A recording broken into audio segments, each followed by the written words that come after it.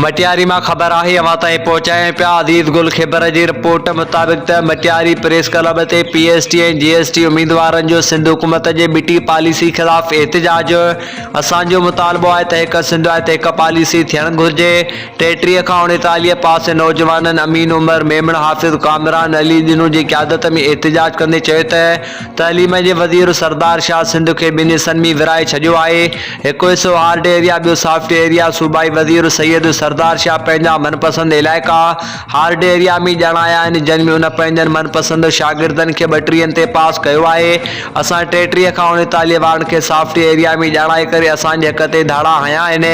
असां सिंध हुकूमत खे गुज़ारिश करियूं था त ओवरऑल 33 ते पास कयो, जल्द खां जल्द नोटिफिकेशन कढी करे नौजवाननि जी बेचैनी ख़त्म करियो, न त ॿी सूरत में असां जल्द दीदार लगारी जे क़यादत में कराची जो रुख़ कंदासीं ऐं पंहिंजा हक़ वठी पोइ छॾींदासीं।